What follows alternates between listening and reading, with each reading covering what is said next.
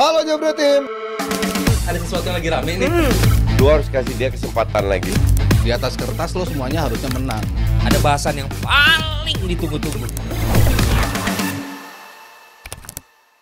Tapi ini banyak orang yang langsung menghujat, bikin memes, terus bilang same old United dan lain-lain. Terlalu dini gak sih menilai hanya dari satu pertandingan saja? Kan ini nggak kalah, ini 1 poin. Tadi yang gue bilang di awal. Lawan Ipswich. Itu juga sih. Tapi Ten Hag aja di laga perdananya lawan Brighton kan kalah. Ini kan nggak kalah. Dan memang Amorim, tapi gue sukanya Amorim ya ngomong apa adanya gitu. Dia bilang emang main-mainnya belum bisa menjalankan apa yang dia mau kan. Terutama kayaknya masih kebanyakan mikir, takut untuk bereaksi dari yang udah terbiasa mereka lakukan gitu. Gue yang penting nggak muluk-muluk gitu, nggak sesumbar. Emang butuh waktu, tapi kan lu nggak sesumbar, itu yang penting kan Jal. Menurut gue ya, karena udah mendescribe banget lah pendapat dari Amorim setelah pertandingan yang mana para pemain tuh kata dia overthink lah, jadi kebanyakan mikir karena Dia malah bilang pemainnya ya. Pemainnya bukan dianya. Bener. Karena para pemain kelihatan banget abis ngasih bola tuh masih kayak gue harus kemana lagi ya, tugas gue abis ini selanjutnya apa, dan itu menurut gue terlihat banget di pertandingan semalam. Dan pergantian pemain menurut gue yang dilakukan Amorim juga, para pemain ini nggak bisa ngelakuin sesuatu yang bisa diharapkan lah. Karena gue juga cukup surprising juga tuh, mereka masukin 2 striker sekaligus ya di babak kedua, ada si Højlund dan juga Zirkzee. Tapi lagi-lagi 2 pemain ini nggak bisa ngasih impact yang terlalu masif banget di babak kedua untuk perubahan. Dan justru yang menurut gue paling tadinya gue surprise tapi nyata mainnya bagus justru Mazraoui ketika ditempatin di 3 terbelakang. Tapi gue ngeliat permainannya cukup oke di situ. Dan kalau pemilihan lini depan ini menurut gue jadi kekhawatiran paling besar gue, Mas Panji, karena gimana bisa pelatih ini datang dengan punya kualitas striker macam Højlund dan Zirkzee, akhirnya dia memutusin oke, striker gue bukan itu, gue milih Rashford aja. Pemainnya udah 1 musim terakhir permainannya bisa dibilang underperform banget. Tapi ini menunjukkan dia masih nge-rate Rashford ini sebagai pemain yang start lebih dulu ketimbang si Zirkzee dan juga si Rasmus Højlund. Jadi menurut gue masalah lini depan masih akan terus berlanjut bagi United, karena masalah mereka kan di musim ini bersama Ten Hag pun soal efektivitas mencetak gol. XG-nya cukup gede tapi golnya nggak kunjung datang. Dan menurut gue ini akan jadi masalah serius apabila si Zirkzee dan Højlund nggak kunjung menemukan permainan terbaik dia bersama United, khususnya bersama Amorim ini. Gue pikir Amorim akan berlaku lebih pintar daripada pelatih-pelatih sebelumnya. Ternyata malah menjadikan Rashford sebagai tumpuan dari serangan. Nah ini gue nggak ngerti, apakah memang Rashford selalu bisa menunjukkan apa yang tidak bisa kita lihat ketika berada di latihan, atau memang apa yang bisa, kok bisa Rashford selalu menjadi pilihan utama semua pelatih yang ada di United, yang akhirnya membawa pelatih-pelatih itu gagal juga akhirnya. Tapi keputusannya valid dong untuk 2 menit pertama. Ya itu jangankan gue juga mungkin bisa gini doang larinya sih, larinya. Tapi kan jauh loh jarak tapi antara involvement of the game-nya hilang lah habis itu kan. Jarak antara pemain itu masih ada di wings. Dia kan masih di luar kotak penalti gitu, tapi dia tahu mencium bola itu akan kemana. Artinya insting predatory dia tuh sebenarnya masih ada gitu. Cuman insting joggingnya itu yang masih gede. Pura-pura jogging anjir, pura-pura ngepres itu. Jalan ya itu masih menjadi masalah utama dia dan belum teratasi sampai sekarang. Sepanjang setelah gol itu praktis kita nggak lihat Rashford ya di lapangan. Nggak lihat gue. Dan kalau tadi kita ngelihat statistiknya harusnya sih MU kalah sih Ji kalau ngeliat statistik. Ada Onana kalah. Banyak peluangnya yang berbahaya banget. Lo lihat jumlah ekspektasi golnya besar, berapa kali Onana bisa ngelakukan blok yang gila menurut gue. Dan agak beruntung juga menurut gue, memang bloknya ada tuh yang satu tangan iya di posisi yang udah sedekat itu, tapi dia masih bisa melakukan blok. Berapa kali blok dengan kakinya yang sulit untuk biasanya ditepis tapi bisa dilakukan dia. Jadi kan sebetulnya apa yang menjadi kendala dari era Ten Hag di mana mereka menerima banyak shots itu kan masih menjadi kendala besar ya. Cuman apakah kemarin bermasalah juga dengan pemilihan Eriksen dan juga Casemiro? Kan gue sebetulnya menantikan komposisi terbaik mereka sih. Ketika nanti Lisandro balik kan kita nggak akan lihat Dalot tuh. Nggak akan lihat Dalot, pasti kan Mazraoui yang di posisi itu. Sementara mungkin si Diallo yang naik turun di posisi itu ya. Di posisi kiri kanannya kan nanti Mazraoui mungkin gua rasa sih cocok dan main di wingback. Sementara di kanannya Amad Diallo dan di tengahnya kalau kita bicara creativity ya memang Eriksen menjadi salah satu yang bisa nahan bola terbaik dibandingkan gelandang yang lain gitu. Kalau lo bicara progresif pas ke depan, lo bicara gimana cara ngedelay gitu. Mungkin dia lagi nyoba dulu nih pairing yang terbaik seperti apa gitu. Nanti kalau dia udah dapat pairingnya ya gue rasa apa yang menjadi masalah mereka ketika transisi dari menyerang ke bertahan itu yang akan lebih membuat mereka pede untuk bermain sih. Gue sih masih menantikan itu ya. Ya dari segi pemilihan dua di tengah sih emang dinantikan Casemiro dan juga Ugarte ya, karena gue ngeliat dua pemain ini bersama Ruud van Nistelrooy, dua pemain yang bisa ngasih perubahan lah ya, bisa lebih terlindung lini tengah United, lini pertahanan juga lebih terjaga dengan adanya dua pemain yang agresif banget lini tengah. Tapi mungkin balik lagi kayak pembahasan sebelum-sebelumnya, pemain yang habis international break khususnya South America kan biasanya intensitas mainnya nggak terlalu bagus banget gitu, Ugarte dan Casemiro kalau dimainin secara bersamaan. Jadi mungkin antri dulu, dan untuk kedepannya sih menurut gue masih akan ada banyak perubahan lagi ya di starting lineup dibandingkan yang sama pertandingan Ipswich. Salah satunya mungkin yang jadi concern gue Diallo sih ya. Diallo menurut gue nggak jelek-jelek banget. Tapi sayang menurut gue taruh situ. Sayang banget.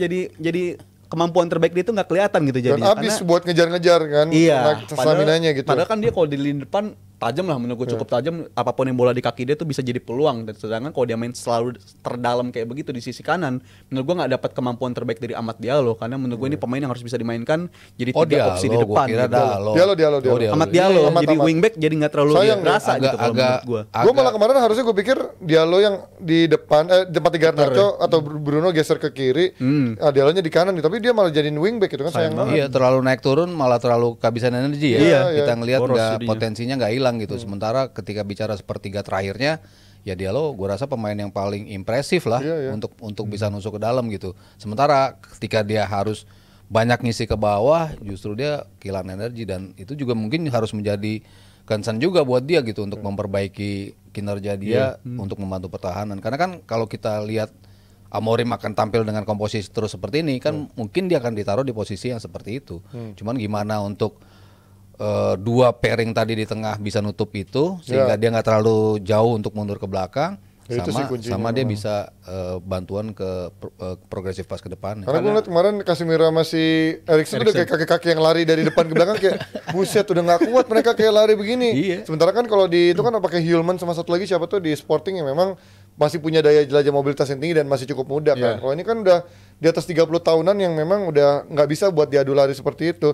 Nah, kalau kita ngelihat kemarin ada Dalot nih, udah di ini semua posisi kayak dia coba nih, wingback kiri, wingback kanan, fullback kiri, fullback kanan, bahkan mau taruh agak ke depan dikit. Tapi kayaknya dia tuh kayak nggak punya otak untuk bisa bermain di MU nggak sih? Menurut gue dia ya bagusnya lebih ke sisi ofensif ya ketimbang sisi defensif ya. Tapi menurut gue masih menaruh harapan ke Dalot sih, karena dengan sistem kayak begini untuk Dalot mas. Tapi untuk skill gue bilang tuh dia skill doang, dia sering salah dari sisi decision making, terus dari sisi apa ya, ya itu pengambilan keputusannya sama apa ya insting untuk bisa membuka sama masuk ke dalam itu sering momentumnya hilang gitu. Bahkan juga wasteful juga ya bisa dibilang dia cukup sering maksain shooting dari luar segala macam. Tapi gue masih ngerasa dengan sistem kayak gini ada beberapa pemain yang bakal cocok, ada yang bakal enggak. Sedangkan gue ngeliat Dalot ini masih akan jadi pemain yang cocok. Sedangkan kalau untuk sisi kiri bisa jadi Dalot mainnya di sisi kanan aja lah, bisa di wingback kanan menurut gue bakal lebih cocok di situ. Sedangkan kalau untuk kiri gue sih menantikan banget Luke Shaw ya, karena beruntung banget Luke Shaw tadi malam udah bisa tampil lagi, sesuatu yang nggak dia rasain selama 5 bulan terakhir. Tapi Luke Shaw kagak bisa build up. Kemarin gue ngeliat dia gak bisa build up. Kemarin lu lihat deh kalau pertama kali dia setiap kali dia megang bola dia ujungnya pasti direct ke depan ya. Dia gak bisa berani megang bola. Kalau datang dari second line bagus dia. Iya kan? Muncul gitu masih oke. Itu dia ngasih elemen of surprise-nya oke gitu. Tapi benar kalau build up panik dia bukan orang yang bisa di build up sih. Ketika di press biasanya langsung kirim bola jauh. Masih kendala. Kalau ngomongin soal proses, Amorim bilang nih kita butuh waktu untuk proses, cukup butuh waktu lama dia bilang. Berapa lama nih kira-kira kalian ngeset buat dia? Gua rasa 3 transfer window lah, jadi waktu yang realistis dalam artian 1,5 tahun ya. Hampir 2 tahun, PR-nya kan ini ya lagi-lagi squad warisan Ten Hag, sedangkan kalau ini belum dihitung lah ya sebenarnya musim ini ya. Sisa musim ini belum dihitung lah, karena kalau gue bandingin dengan eranya Solskjaer, dengan eranya sebelumnya ada lagi juga Ten Hag, Rangnick juga. Warisan squad tuh menurut gue yang paling buruk justru era sekarang gitu, karena squad ini formasi apa sih yang cocok untuk para pemain-pemain ini. Sedangkan kalau ketika si Solskjaer datang, dia bisa langsung nunjukin, ini bisa loh para pemain ini main pakai formasi kayak gini. Nistelrooy kemarin bisa 4 pertandingan kan, tapi nggak diperpanjang. Jadi menurut gue itu yang bakal jadi kendala bagi Amorim, karena pemain warisan Ten Hag nih identitasnya bakal main kayak apa tuh belum kebaca, belum jelas juga. Sedangkan dan mereka nggak pernah ada yang terbiasa main 3 back seperti ini juga. Iya, sistem juga bakal berubah. Jadi ya sangat-sangat bisa dideskripsikan lah, karena Amorim bukan cuma butuh proses, dia bahkan bilang kita akan menderita gitu. Kita akan menderita, dan menurut gue Amorim udah ngejawab dengan jujur banget. Itu indikasi ada banyak pemain yang menurut gue gak akan stay di musim keduanya Amorim. Jadi gue akan ngasih waktu 3 transfer window lah, waktu yang realistis banget bagi Amorim bersama 3 transfer window, terlalu cepat, terlalu lama? Terlalu lama buat United. 3 transfer window. Mas, kan itu 2 tahun mas. Ya United loh.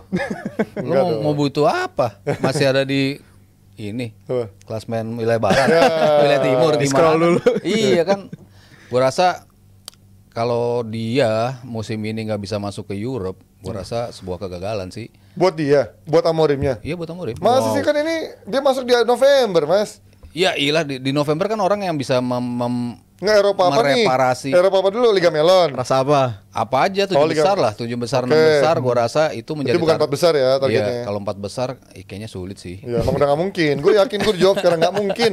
Dengar kata-kata nggak mungkin 4 besar dah. Iya. Apalagi yang lainnya tipis-tipis kan. Iya. Chelsea lagi bagus, ya Arsenal, Liverpool ya gua rasa sama City ya jauh lah di atas United ya kalau kita bicara. Belum ada Villa, belum ada Spurs, ya tim-tim yang mungkin transitionnya nggak sederas apa yang akan dialami oleh Amorim gitu. Dan gue rasa fans United juga nggak willing to take untuk long term deh Ji, kalau menurut gue ya. Kalau sendiri ngeliat Amorim di first season ini ekspektasi fans United apa? Nggak ada sih gue, nggak ada. Lepas musim ini. Lepas gue. Wah, Maksud gue peringkat even di luar Eropa pun gue nggak masalah kalau gue ya. Tapi emang dari sisi duitnya, yang sayangnya emang dari sisi duitnya, karena dengan itu kan berarti belanjanya berkurang kan. Iya. Tapi kalau dari ekspektasinya gue nggak ada ekspektasi sekarang kalau untuk Amorim ya.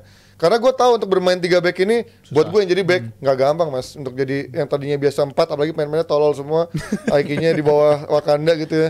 Butuh waktu lama ini untuk bisa. Ya makanya Deli Martinez bagus kan. tapi nggak pernah main 3 back dong mereka. Si Delik aja di Belanda nggak dipakai Mas. Ya kan? Parkir deh. Martinez pakai 4 karena nih. keseringan jadi pemain cadangan di klubnya. Ya, itu dia. Kan sekarang dia momentum dapat first team lagi. Iya. Martinez kan lumayan loh sebetulnya. Tapi menurut gua bakal Dan susah untuk banget. Susah adjustment. ini. 3 back tuh susah, apalagi dengan cara main. Dan dia belum punya gelandang. Dari dulu kita nggak punya Kite. MU nggak punya Kite. MU nggak punya gelandang tengah yang memang benar-benar solid banget. Semuanya punya gitu kan. Di Chelsea bahkan ada Caicedo sama Enzo. Di City ada seorang Rodri. Di Arsenal Declan Rice. MU tuh nggak punya Terus satu lo orang yang memperkirakan akan ada perubahan squad, ada pemain baru datang. Harus sih Mas. harus sih. Karena dalam Terus lo butuh lagi dong adjustment untuk perubahan squad itu. Betul.